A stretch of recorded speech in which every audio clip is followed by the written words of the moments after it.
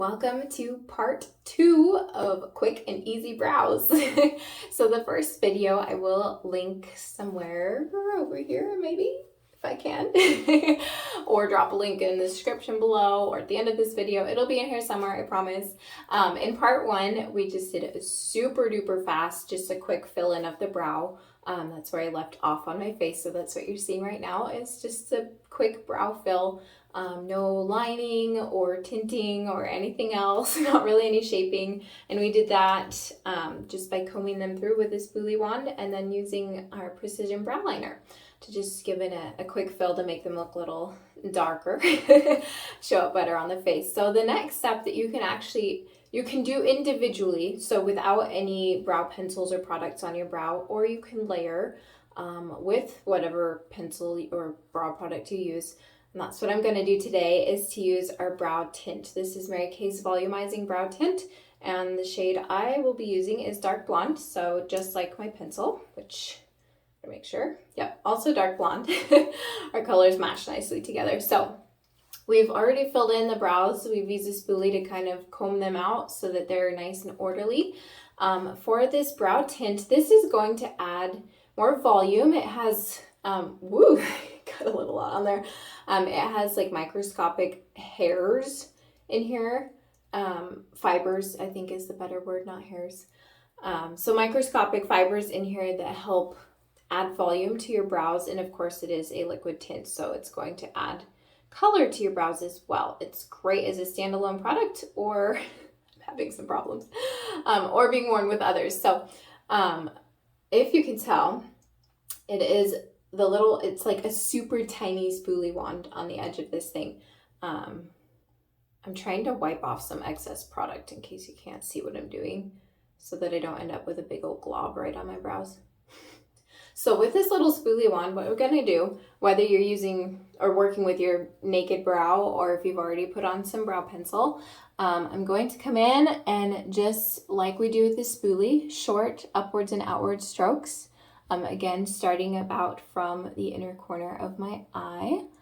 And this is going to deposit tint, brow tint, to the hairs. If you press hard or more firmly, it will deposit the tint onto your skin underneath your brow hairs as well. I try not to do that, especially because I already have the brow pencil on, so I don't really need any extra deep color dimension there. This is just another layer that you can add to your brows for more volume, more definition. If you want a little, we're not changing colors, but we're deepening, like adding depth to our brows. And again, I'm gonna make sure I kind of got the start the same, or right there at the base, got some color on there. For this brow tint, it actually, once it dries on your brows, it's like a sculpting gel kind of. It kind of just locks your brow hairs in place. So if you're satisfied with how it looks, you can leave it there, give it a minute to dry and set, and then your brows are good for the whole day. So I will do it on my other eyebrow here, and this is the one that I can't see in my mirror because the camera's in the way, so if I do a terrible job, forgive me. I think this brow tint is actually a more difficult product to use compared to brow pencils. Pencils are really forgiving. The tint is a little less so. If you mess up, it's kind of harder to clean off your face without washing all of your face makeup off. So again, let's see, I better not switch hands. Got my little brow tint spoolie wand here, and I'm just gently combing it upwards and outwards, following my natural brow hair pattern and applying the product there. The edges are tricky. If you press too hard, it will like deposit a glob if you have your brush bristles loaded with product like mine is right now. Yeah, I just put some on until I think it's, a decent amount. See, I did mess up, and you too can be a consultant with Mary Kay. You don't have to have any particularly special skills or steady hands, although it helps to have steady hands. So if you can tell, I just got a little bit on my brow right there where I do not have any brow hair, so I'm just gonna erase that with a Q-tip. This is clean Q-tip, no product on it. While it's wet, you can wipe it off relatively easily. Once it sets, it's like almost like putting hairspray in your hair. It almost like crisps up a little bit to lock your hairs in place. So I like to take a step back, look in the mirror, see how I did.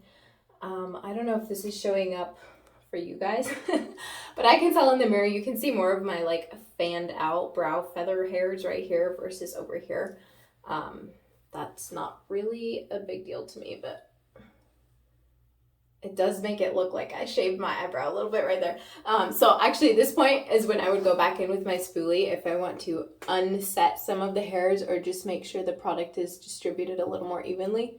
You can go back in, preferably while it's still wet before it has dried, and kind of make sure that that's spread out. That looks a little bit better. Yeah, so volumizing brow tint.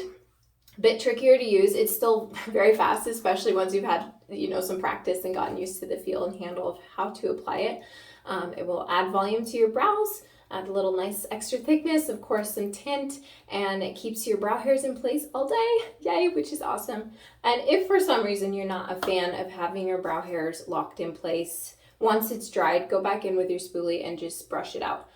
That really softens it up and kind of lets them fall where they may while still retaining the color and the little fibers that have been added in for volume. So this is our part 2 of super quick brows. We filled them in the first video and then added a layer of volumizing brow tint on top for this one.